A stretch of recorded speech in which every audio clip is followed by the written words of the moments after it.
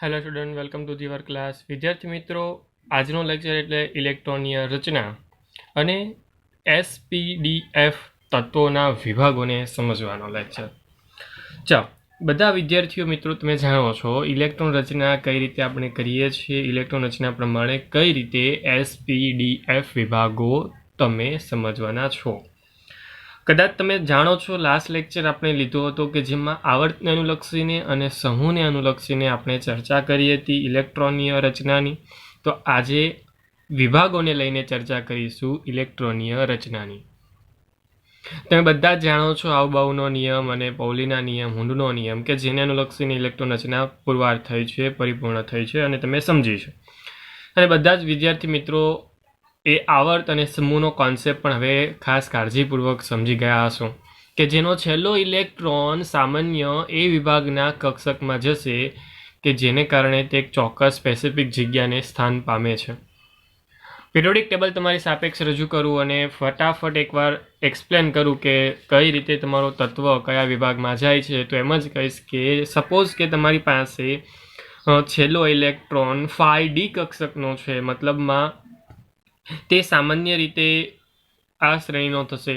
હું એમ જ કહું છું કે તમારી પાસે જો ઇલેક્ટ્રોનમાં એવી રીતે સંખ્યા રહેલી છે કે જેનો છેલ્લો ઇલેક્ટ્રોન જે કક્ષકમાં છે તે કક્ષકનો તે ઇલેક્ટ્રોન હોવાને કારણે એસપીડીએફમાંથી જે કક્ષકમાં હોવાને કારણે તે ત્યાં જશે.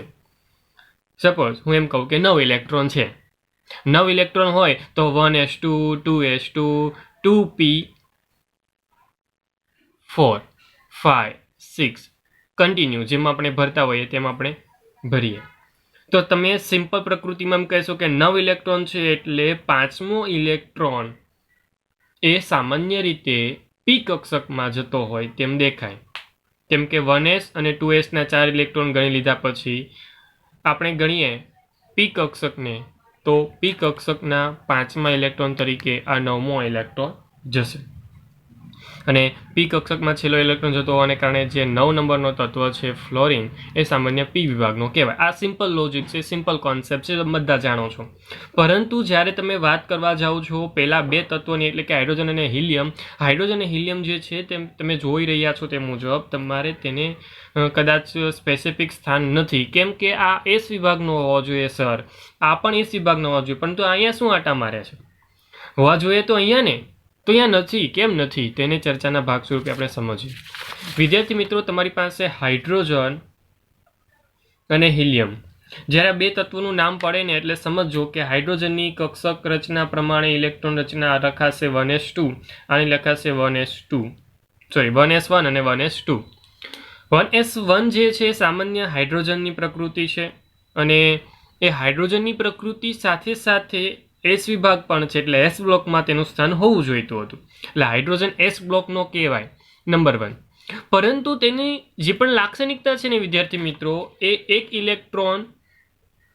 ઇલેક્ટ્રોન ખાસ કાળજીપૂર્વક સમજજો, એક ઇલેક્ટ્રોન મેળવીને નિષ્ક્રિય વાયુ જેવી જે રચના થવી જોઈએ તે થઈ જાય. એક ઇલેક્ટ્રોન મેળવીને નિષ્ક્રિય થવું એટલે સામાન્ય રીતે પિરિયોડિક ટેબલમાં તેવું કામકાજ ફ્લોરિન, ક્લોરિન, બ્રોમિન, આયોડિન, એસ્ટાટિનનું છે. તો સામાન્ય રીતે આ ફ્લોરિન સમૂહ જે છે ને એની પ્રકૃતિ એક ઇલેક્ટ્રોન મેળવીને નિષ્ક્રિય થવું એના જેવી હોય. એક ઇલેક્ટ્રોન મેળવે એટલે તે નિષ્ક્રિય જેવા થઈ જાય, એના જેવા થઈ જાય. તો આની જેવી પ્રકૃતિ હાઇડ્રોજનની પણ છે. હવે કન્ફ્યુઝન એ બાબતનું તૈયાર થાય કે હાઇડ્રોજનને પહેલું સ્થાન આપવું કે હાઇડ્રોજનને 17મા સમૂહનું સ્થાન આપવું. અને તે બંને સ્થાન ન આપતા તેને એક્ઝેક્ટ સેન્ટરમાં રાખવામાં આવે છે, અથવા એમ કહી શકાય કે એને એક સ્પેસિફિક સ્થાન આપવામાં આવે છે અપવાદના ભાગ સ્વરૂપે હાઇડ્રોજનને, કે જેને S1 ઇલેક્ટ્રોન હોવા છતાં પણ તેને સેન્ટરમાં રાખવામાં આવે છે. એવી જ રીતે આ હિલિયમનું પણ છે. સમજો હિલિયમની જે પણ પ્રકૃતિ છે ને તે સામાન્ય 1s2 પ્રકારની છે. 1s2 એટલે કે તેની પોતાની કોષ સંપૂર્ણ પૂરી થઈ જાય છે અને સંપૂર્ણ કોષ પૂરી થાય તો તે નિષ્ક્રિય વાયુ જેવી રચના તૈયાર થાય. અને એ નિષ્ક્રિય વાયુ જેવી રચના તૈયાર થવાને કારણે તેને અહીંયા પણ સ્થાન મળી શકે છે કેમ કે બધા નિષ્ક્રિય છે. તેવી રીતે હિલિયમ પણ નિષ્ક્રિય તૈયાર થયો, એટલા માટે અહીંયા પણ સ્થાન મળી શકે છે અને આ બીજા સમૂહમાં પણ સ્થાન મળી શકે છે, પરંતુ નિષ્ક્રિય સ્વભાવને કારણે આપણે તેને સામાન્ય રીતે નિષ્ક્રિયના સ્વરૂપમાં જ અહીંયા સ્થાન આપ્યું છે. એટલે જોવા જઈએ તો આ પણ એક સ્પેસિફિક પ્રકૃતિને આધારે આપણે તેને ત્યાં સ્થાન આપ્યું છે. જો અમુક તત્વો જે પણ સમૂહો છે તેને આપણે સ્પેસિફિક નામ આપેલા છે, તમારી સાપેક્ષ રજૂ કરું છું. જેમ કે આ નિષ્ક્રિય વાયુ કહેવાય, આ ફ્લોરિન ફેમિલી છે જેને હેલોજન સમૂહ પણ કહેવામાં આવે છે. શું કહેવામાં આવે છે? હેલોજન સમૂહ. એવી રીતે આ ઓક્સિજન ફેમિલી છે જેને ચાલ્કોજન સમૂહ પણ કહેવામાં આવે છે. આ શબ્દને યાદ રાખજો, 3 નિષ્ક્રિય, હેલોજન અને ચાલ્કોજન. ઓકે, ઓક્સિજન ફેમિલી જે છે તેને ચાલ્કોજન તરીકે પણ ઓળખવામાં આવે છે. એટલે કોઈ જગ્યા પર આવા શબ્દ યુઝ કર્યા હોય તો તમને સમજવી જોઈએ. ક્લિયર? ચાલો, તો ચર્ચાના ભાગ સ્વરૂપે આ પહેલા 2 તત્વો એવા હતા કે જેને ચર્ચામાં લેતા પહેલાં જ મારે ક્લિયર કરવા પડે, જે મેં તમારી સાપેક્ષ ક્લિયર કર્યા. ચાલો, હવે શરૂઆત કરીએ 1 by 1 સમૂહોની. 1 by 1 સમૂહોની ચર્ચા શરૂઆત કરીએ. પહેલો સમૂહ છે તમારા માટે એસ વિભાગ. એસ વિભાગના તત્વો. વિદ્યાર્થી મિત્રો, બધા જ તમે જાણો છો કે એસ વિભાગના તત્વો એટલે કે સામાન્ય રીતે 2 પ્રકારની પ્રકૃતિ તમને જોવા મળે. તમારી સાપેક્ષ એસ વિભાગ એટલે કે દુધિયા રંગનો જે પણ કોષ્ટક જોવા મળે છે 1 અને 2 નંબરનો સમૂહ, જેમાં સામાન્ય રીતે 2 પ્રકારની ઇલેક્ટ્રોન રચના જોવા મળશે. n લખીશું કેમ કે તે પ્રામાણિક બધા જ માટે લખાશે. NS1 અને NS2 પ્રકારની પ્રકૃતિ તમને જોવા મળે છે. અને પિરિયોડિક ટેબલની અંદર આવત કોષ્ટકની અંદર આ 2 પહેલી લાઈનો જે સામાન્ય રીતે આલ્કલી અને આલ્કલાઇન અર્થ તરીકે ઓળખાય છે. કેમ કે તમે બધા જાણો છો કે તમારી પાસે આ NS1 જે છે સામાન્ય આલ્કલી તરીકે ઓળખાય છે અને NS2 જે છે તેમ આલ્કલાઇન અર્થ ધાતુ તત્વો તરીકે ઓળખાય છે. વિદ્યાર્થી મિત્રો, તેના ગુણધર્મના ભાગ સ્વરૂપે જેટલી પણ બાબત અત્યારે હું ચર્ચાના ભાગ સ્વરૂપે લઉં છું તે પણ ખાસ કાળજીપૂર્વક સાંભળવાની છે, યાદ રાખવાની છે અને તેને એપ્લાય પણ કરવાની છે જ્યારે પણ તમને MCQમાં પૂછાય. અને સમજો કે તમારી પાસે જે આ 1 અને 2 ઇલેક્ટ્રોન હોવાને કારણે તે સરળતાથી એ મુક્ત થઈ જાય છે. એટલે સમજો આયનીકરણ એન્થાલ્પી. આયનીકરણ એન્થાલ્પી મૂલ્ય ખૂબ જ ઓછું હોય. કેવું હોય? ખૂબ જ ઓછું. હવે તમારા મનમાં સવાલ થતો હશે કે સર આયનીકરણ એન્થાલ્પી મૂલ્ય શું છે? તો સમજો કે એક ઇલેક્ટ્રોનને દૂર કરવા માટે જે એનર્જી બહારથી આપવી પડે છે તેને કહેવામાં આવે છે આયનીકરણ એન્થાલ્પી. સમજો તમારી પાસે એક્ઝામ્પલ તરીકે છે Na, સોડિયમ. એટલે સોડિયમની બાહ્યતમ કક્ષામાં 1 ઇલેક્ટ્રોન હશે, તમે જાણો છો. એટલે 11 2 8 1 2 8 1 એક ઇલેક્ટ્રોન જે બહારના કક્ષામાં છે કે જેને હું સરળતાથી દૂર કરી શકું છું. જો 2 ઇલેક્ટ્રોન હોય તો સરળતાથી દૂર થઈ જાય છે. એટલે આ પહેલી લાઈન અને બીજી લાઈન એટલે કે આલ્કલી અને આલ્કલાઇન અર્થ ધાતુ જે પણ છે એ સામાન્ય રીતે ઓછી એનર્જીએ ઇલેક્ટ્રોન મુક્ત કરી શકે છે અને ઇલેક્ટ્રોન ગુમાવીને +1 પ્રકારની પ્રકૃતિ અથવા તો +2 પ્રકારની પ્રકૃતિ સરળતાથી મેળવી શકે છે. આલ્કલીના કિસ્સામાં +1 થશે, આલ્કલાઇન અર્થના કિસ્સામાં +2 થશે. પરંતુ આ સ્વભાવ જે છે સરળતાથી મેળવી શકે છે. એનું નાનું રીઝન છે કે તે આયનીકરણ એન્થાલ્પીનું ઓછું મૂલ્ય જવાબદાર. સાથે સાથે વાત કરું ને તો સામાન્ય રીતે સમૂહમાં ઉપરથી નીચે તરફ, ખાસ કાળજીપૂર્વક સાંભળજો, ઉપરથી નીચે તરફ જતા તેમાં ધાત્વીય લક્ષણ, ઉપરથી નીચે તરફની પ્રકૃતિ સમજજો ખાસ કાળજીપૂર્વક. ઉપરથી નીચે તરફની પ્રકૃતિ જેમાં ધાત્વીય લક્ષણ અથવા એમ કહી શકાય પ્રતિક્રિયાત્મકતા વધારો થાય છે. એટલે એમ કહીશ કે વધે છે. ઉપરથી નીચે તરફ જશો ને, ઉપરથી નીચે તરફ, તો લિથિયમથી લઈને ફ્રાન્સિયમ સુધી જાઓ તો તે મુજબ જેમ નીચે તરફ જતા જાવ ને તેમ ધાત્વીય લક્ષણ પણ વધતું જાય અને તેની પ્રતિક્રિયાત્મકતા પણ વધતી જાય. અને આ પ્રકૃતિ તમારે યાદ રાખવાની છે કેમ કે ખૂબ જ અગત્યની પ્રકૃતિ તરીકે આ વસ્તુ તૈયાર થાય છે અને આ લાક્ષણિકતા તરીકે તમને અલગ અલગ વિકલ્પમાં પૂછાય છે. હું આ વિકલ્પોના ભાગ સ્વરૂપે તમારી સાપેક્ષ રજૂ કરીશ પરંતુ ચેપ્ટરના એન્ડમાં. ઓકે, તો બધી વસ્તુ યાદ રાખતા જજો. એટલે ક્લિયર શબ્દમાં તમારી સાપેક્ષ રજૂ કરી આ 2 બાબતને કે જે તમારી માટે ખૂબ જ અગત્યની હતી. સાથે એમ પણ કહીશ કે વધુ પ્રતિક્રિયાત્મકતા હોવાને કારણે તે કુદરતમાં શુદ્ધ સ્વરૂપે મળતી જ નથી. ખાસ પણ યાદ રાખજો, જ્યારે પણ તમને સોડિયમ, પોટેશિયમ, રેડિયમ, સેઝિયમ, ફ્રાન્સિયમ જેવી તત્વોની વાત કરવા જાઓ અથવા તો તેના આલ્કલી તત્વોના, આલ્કલાઇન અર્થ ધાતુ તત્વોના નામ પડતા હોય તો ત્યારે તે મિશ્ર કોઈ પણ સાથે મિશ્ર થયેલી અથવા તો અશુદ્ધ સ્વરૂપમાં જોવા મળે. કેમ કે બહુ જ સક્રિય છે. વાતાવરણમાં છૂટું પડી આવે તો પણ કોઈને કોઈ સાથે પ્રક્રિયા કરી લેશે. કેમ કે એટલી બધી તે સક્રિય છે, પ્રતિક્રિયાત્મકતા વધુ છે, એટલે કોઈ પણ સાથે તે રિએક્શન કરવા માટે તત્પર જ હોય. સમજ્યા? તો આમ એને સરળતાથી હું એમ કહીશ કે તે એકદમ સક્રિય ધાતુ છે, અથવા એમ કહી શકાય કે ઉપરથી નીચે તરફ જાવ તેમ ધાતુએ લક્ષણ અને પ્રતિક્રિયાત્મકતામાં તદંતર વધારો થતો જાય. જો લિથિયમ અને બેરેલિયમ સિવાયના જે પણ એસ વિભાગના તત્વો છે તે પણ યાદ રાખજો. લિથિયમ કે બેરેલિયમ સિવાયના, ઓકે, સિવાયના તત્વો બોલો એટલે તમારે ખાસ યાદ રાખવું પડશે. અંડરલાઇન કરી દેજો. જો તો એનસીઈઆરટી ટેક્સ્ટબુક ખુલ્લી હોય તો તેમાં પણ તમને વિધાન જોવા મળશે. લિથિયમ કે બેરેલિયમ સિવાયના જે પણ એસ વિભાગના તત્વો છે તે સામાન્ય રીતે આયનીય સ્વરૂપના હોય. કેવા સ્વરૂપમાં હોય?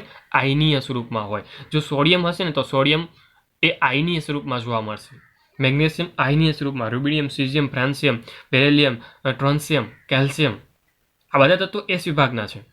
તો એ બધા તત્વો સામાન્ય આયનીય સ્વરૂપમાં તમને જોવા મળશે, બે તત્વોને બાદ કરીને, લિથિયમ અને બેરિયમ. ક્લિયર? તો લિથિયમ અને બેરિયમને અહીંયા ખાસ હાઇલાઇટ કરવાના છે. આ વાત તમારા માટે હતી એસ વિભાગની. ઓકે, એટલે એસ વિભાગના ભાગ સ્વરૂપે આપણે પહેલો વિભાગ ચર્ચામાં લીધો. હવે વાત કરીએ પી વિભાગની. ખાસ કાળજીપૂર્વક સાંભળજો વિદ્યાર્થી મિત્રો. પી વિભાગના તત્વો. પી વિભાગના તત્વો. ચાલો, હવે પી વિભાગના તત્વોનું નામ પડે એટલે હું તમારી સાપેક્ષ પી વિભાગ રાખું છું. આ પી વિભાગ છે. સમૂહ નંબર 13 થી લઈને 18. ઓકે, સમૂહ નંબર પણ લખી દઉં તમારા માટે. સમૂહ નંબર 13 થી લઈને 18. ચાલો, હવે ખાસ કાળજીપૂર્વક સાંભળતા જજો, કેમ કે બધી જ બાબતો તમારા માટે ખૂબ જ અગત્યની છે. મેં તમારા માટે ક્લિયર વાત કરી હતી આગળ પણ. એસ અને પી વિભાગ છે ને તેને સામાન્ય પ્રતિનિધિ તત્વ સમૂહ તરીકે પણ ઓળખાય. પ્રતિનિધિ તત્વ સમૂહ બંનેને સંયુક્ત રીતે પ્રતિનિધિ તત્વ છે એમ કહી શકાય છે, અથવા એમ કહી શકાય કે મુખ્ય સમૂહ તત્વ. શું નામ આપ્યું છે? મુખ્ય સમૂહ તત્વ. ઓકે, તો આ નામ બંને યાદ રાખજો, પ્રતિનિધિત્વ તત્વ અથવા તો મુખ્ય સમૂહ તત્વ. આ એસ અને પી વિભાગ બંનેના સંયુક્ત રીતે જ્યારે પણ વાત થતી હોય ત્યારે બંનેને સાથે લઈને જ કામકાજ વિચારી શકાય છે, નામ વિચારી શકાય છે. ઓકે, ચાલો ફરી એકવાર પી તત્વો તરફ પાછા તરફ ફરીએ. તો પી વિભાગના તત્વોનું જો નામ પડે તો સમૂહ નંબર 13 થી લઈને 18 સુધીની વાત ક્લિયર શબ્દમાં કહેવામાં આવે. જો સમૂહ નંબર 13 ની વાત કરું તો એમ કહેવાશે કે NS2 NP1, મતલબમાં પહેલો ઇલેક્ટ્રોન જ્યારે પીમાં જાય તો એ 13મો સમૂહ હશે. પરંતુ જ્યારે હું 18મા સમૂહની વાત કરું તો લખાશે NS2 NP6. એટલે સમજો ને, તો સામાન્ય ઇલેક્ટ્રોન રચના આવી થાય. સામાન્ય ઇલેક્ટ્રોન રચના લખું, સમજો. NP126 શું લખી શકાય? 1 2 6. ક્લિયર? તો આ પણ કાળજીપૂર્વક તમારે યાદ રાખવાનું કે જેને સામાન્ય ઇલેક્ટ્રોન રચના તરીકે ઓળખી શકાય છે. તમને પૂછે કે પી વિભાગના કોઈ સામાન્ય ઇલેક્ટ્રોન રચના જણાવો તો શું લખાય? NS2 NP126 સુધીની લખી શકાશે. ક્લિયર? અને તમે જાણો છો તે મુજબ તમારી પાસે જે બાહ્યતમ કક્ષામાં એમ કહી શકાય સંપૂર્ણ પૂરી ભરાયેલી કક્ષા હોય તો તેને ઉમદા વાયુ તરીકે આપણે ઓળખી છે. હવે ઉમદા વાયુ તત્વો સંયોજકતા કોષની બાહ્યતમ કક્ષામાં સંપૂર્ણ ભરાયેલા હોવાને કારણે ઇલેક્ટ્રોન દૂર પણ કરી શકતા નથી, મેળવી પણ કરી શકતા નથી. એટલે આ જે તત્વોની શ્રેણી છે ને તે સ્થાયી કહેવાય. ઓકે, તેની સ્થાયીતાનું મૂલ્ય સારું એવું અને સંપૂર્ણ એવું છે. ક્લિયર? એટલે ખાસ કાળજીપૂર્વક યાદ રાખવાનું. અને જો કહેવામાં આવે કે પ્રતિક્રિયાત્મકતા કેવી છે તો નિષ્ક્રિય હોવાને કારણે સ્વાભાવિક છે, સ્થાયી સ્વરૂપ હોવાને કારણે પ્રતિક્રિયાત્મકતા ખૂબ જ ઓછી કહેવાય. શું કહી શકાય? ખૂબ જ ઓછી. ઉમદા વાયુ જે પણ છે તે સમૂહ પહેલા અધાતુઓ તમને જોવા મળે છે. આ કલરના દ્રષ્ટિકોણથી હું તમને સમજાવીશ. હવે આ કલર જે દુધિયા રંગનો તમને જોવા મળે છે ધાતુમય છે.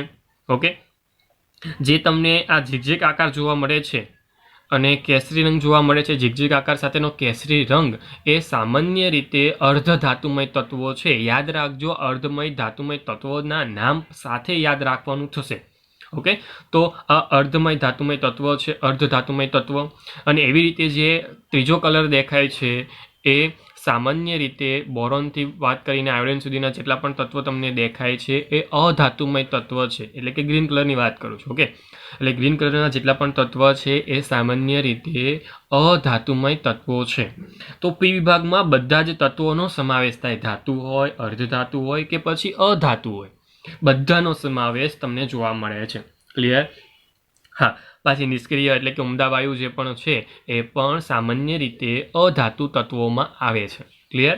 ચાલ, હું નામ પણ ચર્ચામાં લેતો હતો તે મુજબ જે 18 નંબરનો સમૂહ જે છે તે આપણે ઉમદા વાયુ અથવા તો નિષ્ક્રિય વાયુ તરીકે ઓળખીએ છીએ.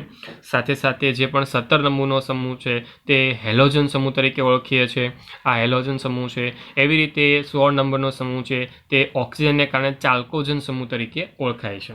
હવે આ બંને સમૂહના તત્વો સામાન્ય રીતે 1 અથવા તો 2 ઇલેક્ટ્રોન સામાન્ય મેળવી શકે અને સરળતાથી એ નેગેટિવ ચાર્જ પ્રાપ્ત કરી શકે છે. ઓકે, એટલા માટે જ આ બંને સમૂહના તત્વો ઉચ્ચ ઋણ, ખૂબ જ સમજો કાળજીપૂર્વક, ઉચ્ચ ઋણ ઇલેક્ટ્રોન પ્રાપ્તિ એન્થાલ્પી ધરાવે છે. શું ધરાવે છે?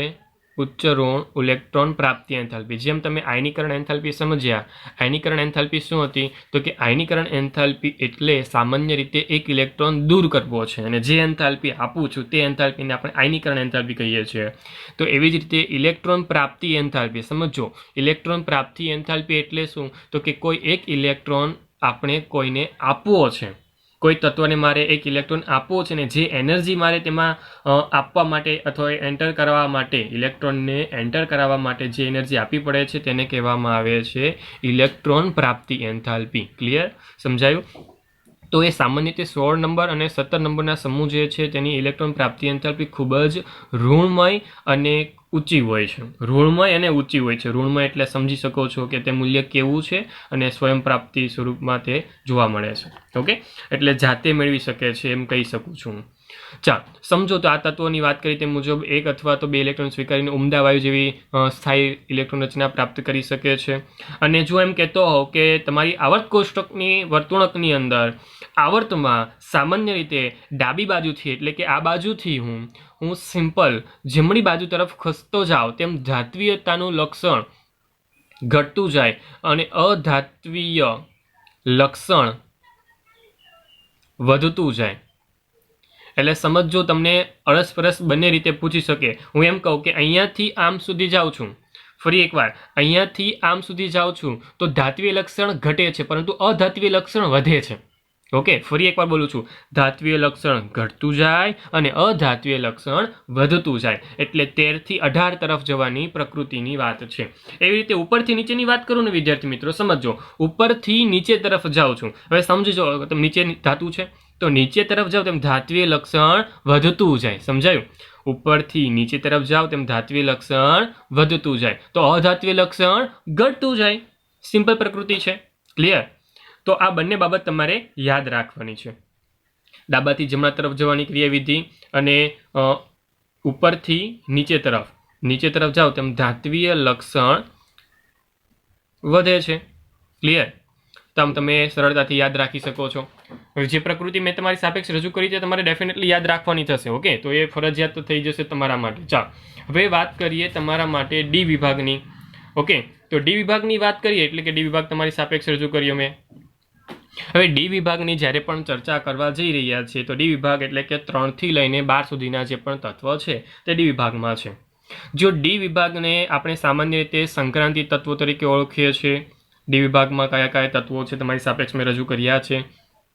જો સાથે એમ કહું કે તેની ઇલેક્ટ્રોન રચના, જે સામાન્ય ઇલેક્ટ્રોન રચના છે ને ડી વિભાગની, તે લખીને તમને બતાવું તો ડી વિભાગના તત્વો, જો ડી વિભાગની ચર્ચાના ભાગ સ્વરૂપે સામાન્ય ઇલેક્ટ્રોન રચના લખવા જાઓ તો લખી શકાય n-1 ડી 1 to 10, 1 થી લઈને 10 સુધીના તત્વો અને સાથે સાથે ns 0 to 2.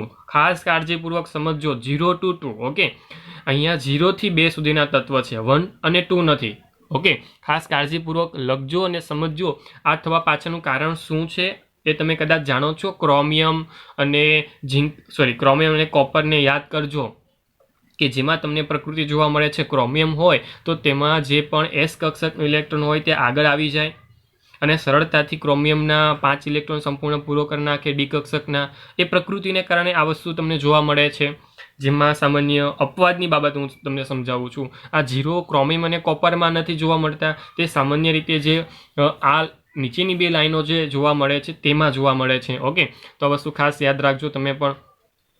તો સાથે સાથે વાત કરવા જાઓ ને તો એમ કહી શકાય છે કે તે સામાન્ય રંગીન આયનો છે. કેવા છે? રંગીન આયનો છે. એટલે તે રંગીન સ્વરૂપમાં જોવા મળે છે. તેના જે પણ ધાતુમય ભાગો છે તે. સાથે સાથે એમ પણ કહીશ કે જુદી જુદી ઓક્સિડેશન અવસ્થા ધરાવે છે. એટલે એમ કહીશ ઓક્સિડેશન અવસ્થા અલગ અલગ છે. ઓકે, મતલબમાં એક સાથે અલગ અલગ જોવા મળે છે. કોઈ તત્વો ઉપાડી લો, જેમ કે ક્રોમિયમ વાત કરું, વેનેડિયમ વાત કરું, સિમ્પલ જે તત્વ જાણો છો તેની વાત કરું છું, વેનેડિયમ, ક્રોમિયમ, કે જેની ઓક્સિડેશન અવસ્થા બહુ બધી છે. +2 થી લઈને સ્ટાર્ટ કરીને +7 સુધી, +3 સુધીની, +5 સુધીની તમને ઓક્સિડેશન અવસ્થા જોવા મળે છે. ઓકે, તો બધી ઓક્સિડેશન અવસ્થામાં ડિફિકલ્ટી લેવલ પણ તમને જોવા મળશે, નો ડાઉટ. કેમ કે ડી વિભાગ જ્યારે તમે સમજો ત્યારે તમે ડેફિનેટલી તમે ડીપલી તેને સમજવાની ટ્રાય કરશો, ત્યારે તમને બધી વસ્તુ ડીપલી તમને સમજ પડી જશે. વાત આગળ વધારું તેમ પણ કહીશ કે અનુચુંબકીય ગુણધર્મ ધરાવે છે. અને કેટલાક તત્વો તો તમે કદાચ જોઈ શકો છો તે મુજબ તમે તેને ગુણધર્મના ભાગ સ્વરૂપે ઉદ્દીપક તરીકે વાપર્યા છે. જેમાં તમે પ્લેટિનમ લઈ લો, ઝિંક લઈ લો, કોપર લઈ લો, પેલેડિયમ લઈ લો. આવી બહુ બધી ધાતુઓ જે છે જે તમે કદાચ ઉદ્દીપકના ભાગ સ્વરૂપે તમે પ્રક્રિયામાં જોયા જ છે. ક્લિયર? જો તમે અલગ તત્વોની નામ પાડવામાં આવે, જેમ કે હું નામ કહું કે જેમ કે ઝિંક છે, કેડમિયમ છે, Hg એટલે કે જે પણ મર્ક્યુરી છે, આની સામાન્ય ઇલેક્ટ્રોન રચના જોવા જઈએ ને, ખાસ આ 3 તત્વોનું નામ પાડું છું. જોજો, સમજજો. ઝિંક, કેડમિયમ અને Hg, મર્ક્યુરી, જે સામાન્ય રીતે એની ઇલેક્ટ્રોન રચના કેવી છે તો કે n-1 d10, કેમ કે 10 હશે છેલ્લો તત્વ છે એટલા માટે. અને સાથે સાથે NS2 રહેશે કેમ કે તે સંપૂર્ણ ભરાયેલી છે. સમજ પડી ગઈ? હવે આ હોવા છતાં પણ તે સંપૂર્ણ ભરાઈ ગઈ છે. હું એમ કહેવા માંગુ છું સંપૂર્ણ ભરાઈ ગઈ છે તેમ છતાં પણ તે ધાતુઓ સંક્રાંતિ તત્વોના લક્ષણો ધરાવતી નથી. ડી કક્ષકમાં ઇલેક્ટ્રોન છેલ્લો જાય છે, પરંતુ તે ડી કક્ષકના થોડાક એવા ગુણધર્મ ધરાવતા નથી. ડી વિભાગના તત્વો રાસાયણિક રીતે જોવા જઈએ ને તો સક્રિય છે, વધુ સક્રિય. કેવા છે? વધુ સક્રિય. સાથે એમ પણ કહીશ કે તે એસ વિભાગના તત્વો, એસ વિભાગના તત્વો અને ઓછા સક્રિય કહી શકાય 13 અને 14 નંબર કરતા. મતલબ હું શું કહેવા માંગુ છું કે જો સિસ્ટમબદ્ધ વિચારીએ તો એમ કહીશ કે રાસાયણિક રીતે વધુ સક્રિય એવા એસ વિભાગ જે છે તેના કરતાં ઓછા અને પી વિભાગ જે તમને જોવા મળે છે તેના કરતાં વધુ. સમજાયું? એટલે એસ વિભાગ અને ઓછા સક્રિય એવા 13 અને 14 નંબરના તત્વો વચ્ચે એક પ્રકારનો સેતુ તૈયાર કરે છે. હવે સૌથી વધુ સક્રિય એસ વિભાગ કહેવાય. ઓકે, સૌથી વધુ સક્રિય એસ વિભાગ કહેવાય, તેનાથી કોઈ વધુ સક્રિય નથી. એટલે વધુ સક્રિય શબ્દ વાપરવો હોય તો ફક્ત આપણે એસ વિભાગ માટે વાપરીશું. ડી વિભાગ માટે વધુ સક્રિય શબ્દ પણ ન યુઝ કરી શકાય. એટલે ખાસ કાળજીપૂર્વક યાદ રાખજો, કેમ કે આ વસ્તુ કહું છું એનું કોઈ એક મહત્વ છે. ઓકે, તો એ 13 અને 14 નંબર અને એસ વિભાગ વચ્ચેનો કોઈ સેતુ છે તો એ કોણ છે? ડી, એટલે કે સંક્રાંતિ તત્વ.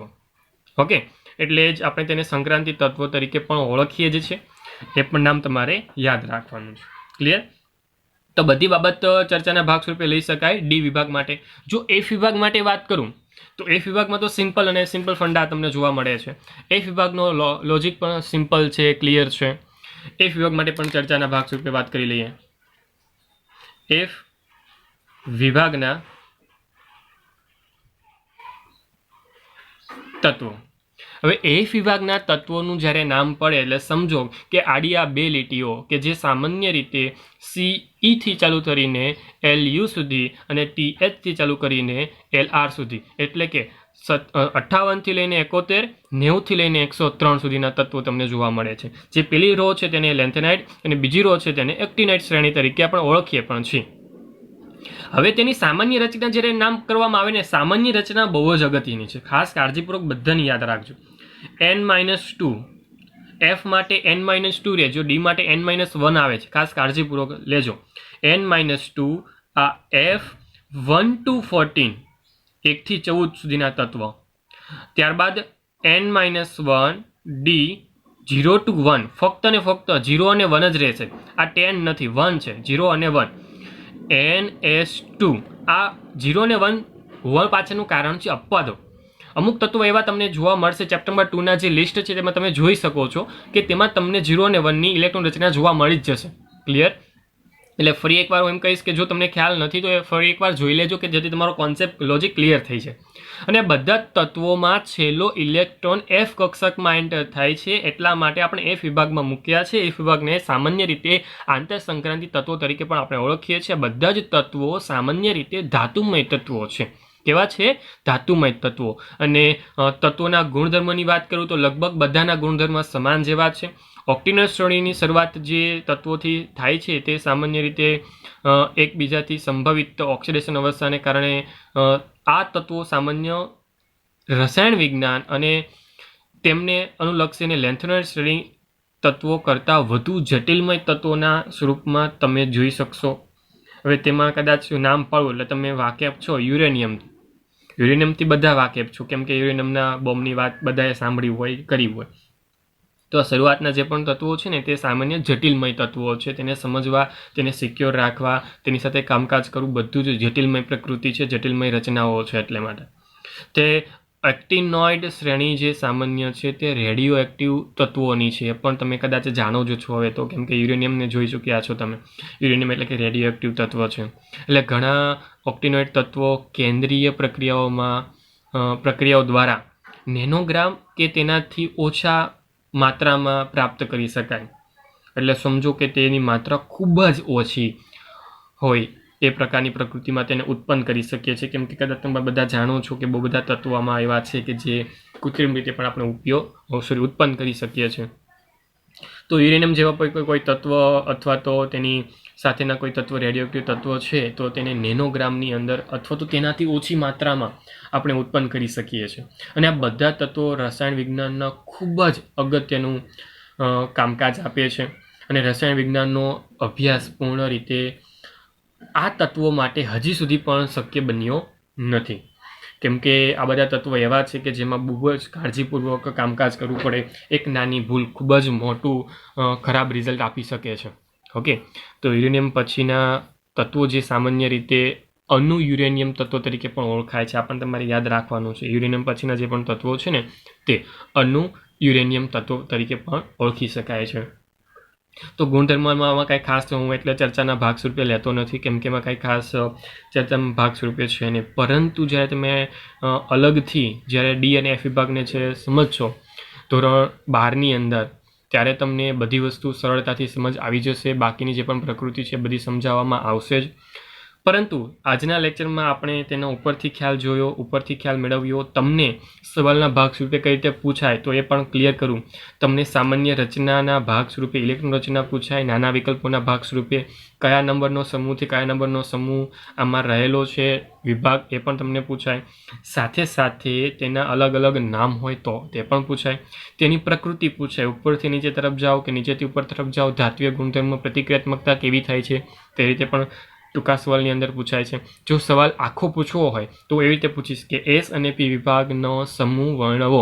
મતલબ એમ કહેવામાં આવે આખો વિભાગ તમારે વર્ણવાનો. જે પણ એનસીઈઆરટી ટેક્સ્ટ મુજબ તમને વિધાનો આપ્યા છે તેનો યુઝ કરીને ડી વિભાગ, એફ વિભાગ તમને સ્પેસિફિક પૂછવામાં આવે તો તમને આખા વિધાનો ભાગ સ્વરૂપે તમને જેટલા પણ ગુણધર્મ મેં કહ્યા છે તેને અનુલક્ષીને તમે યાદ રાખીને જેટલા પણ સક્ષમતાથી લખી શકો તે મુજબ તમને માર્ક મળશે.